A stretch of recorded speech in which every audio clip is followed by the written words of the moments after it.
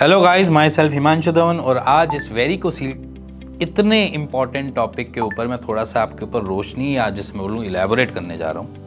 Elaboration में मेरा सिर्फ इतना सा सिग्नल आपके पास पहुँचाने का है कि क्या हमें वेरिकोसील में सर्जरी करानी ही चाहिए या फिर उसके अलावा कुछ हमारे पास इसके ठीक होने का या कोई ऐसी चीज़ जो इसको ठीक कर सके, कुछ ऐसी चीज़ है या नहीं।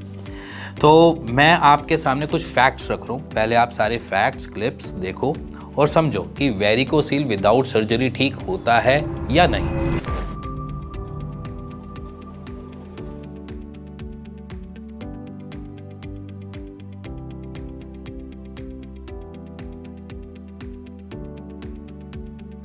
मेरे ख्याल से आपने क्लिप्स देखी होंगी, जानी होंगी और थोड़ी समझी भी होंगी।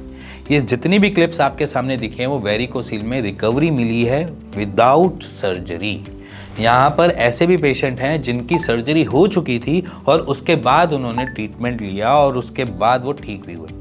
अब सर्जरी के बाद भी रीअकरेंस होती है, बट अगर आप आयुर्वेद के साथ चलते हो या फिर आप ऑल्टरनेट मेडिसिन के साथ चलते हो तो वहाँ पर आपको जीने का तरीका सिखाया जाता है, जिसकी वजह से आपको रीअकरेंस नहीं मिलती है। इसीलिए लाइफ टाइम तक अगर आप किसी एक सर्जरी से बचते हो या फिर आप किसी सर्जरी में जाना चाहते हो, it's up to you. But अगर आपके पास ऑप्शन है तो क्यों ना, why not be use that. So guys, मेरे ख्याल से वेरिकोसील सर्जरी आपके पास लास्ट ऑप्शन होता है। मैं ये नहीं कहता सर्जरी गलत है, बट सर्जरी के से पहले अगर हमारा ग्रेडिंग फर्स्ट है, सेकंड है या माइल्ड ग्रेड है या थर्ड ग्रेड भी है, तो मैंने आपके सामने कुछ ऐसी रिपोर्ट्स रखी हैं जहाँ पर इन ग्रेड्स के अंदर बहुत अच्छी इंप्रूवमेंट देखी गई है और रिपोर्ट्स उनकी बता रही है। गवाह मैं भी नहीं हूँ, उनकी खुद की रिपोर्ट्स गवाह हैं और वो खुद गवाह हैं इसके रिगार्डिंग कि वो एक्चुअली में रिकवर कैसे हुए। किसी को 3 महीने लगे, किसी को 6 महीने लगे, किसी को 8 महीने भी लगे, बट रिकवरी पॉसिबल है। बट डिपेंडिंग ऑन यू कि आप चाहते क्या हैं। एक ऐसी लाइफ जहाँ पर आप एक सर्जरी करवाओ, फिर उसके बाद साल, 1.5 साल, 2 साल के बाद फिर उसी प्रॉब्लम में फंसो, फिर उसके बाद फिर सर्जरी के लिए जाओ और फिर उसके बाद कभी आपकी फर्टिलिटी हैम्पर हो रही है या आपके स्पर्म काउंट कम हो रहे हैं, तो उसके ऊपर भी आप ये प्लान करो कि मैं सर्जरी करवाऊँ और उससे बाहर निकलूँ। तो अगर आप इन सारी कॉम्प्लिकेशन में फंसना चाहते हो तो इट्स अप टू यू।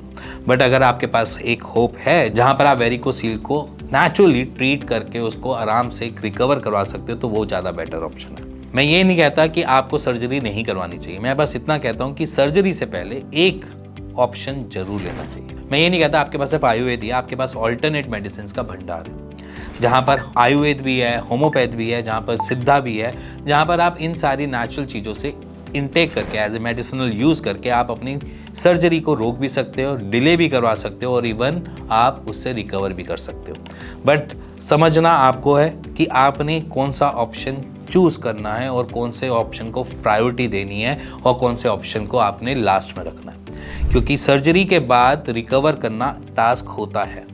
चाहे आप किसी भी पैथी में चल जाओ, चाहे आप आयुर्वेद में जाओ, होम्योपैथ में जाओ, चाहे सिद्धा में जाओ, वहाँ पर हमारे पास अगर एक बंडल ऑफ वेन्स हैं, जहाँ पर बंडल ऑफ वेन्स में से अगर मैं कुछ वेन्स कम कर देता हूँ एज इन सर्जरी में जो होता है, तो उसके बाद उन बंडल ऑफ वेन्स के तरफ ब्लड का फ्लो ज़्यादा बढ़ता है और जब बाकी की वेन्स के अंदर वेरिकोसील पनपता है या होता है तो वहाँ पर और परेशानी हम देखते हैं कि और ट्रबल्स क्रिएट होती है। तो इसीलिए मैं ये कहता हूँ कि वहाँ पर आयुर्वेद हो या होम्योपैथ हो, वहाँ पर रिकवर करना टास्क होता है। तो इसीलिए चॉइस इज़ योर्स। आप एक ऑल्टरनेट मेडिसिन की तरफ जा सकते हैं वेरिकोसील को लेके। थोड़ा टाइम देना पड़ेगा बट वहाँ पर रिकवरी डेफिनेटली मिलती है। इसी के साथ मिलते हैं नेक्स्ट वीडियो के लिए, तब तक गुड बाय, टेक केयर।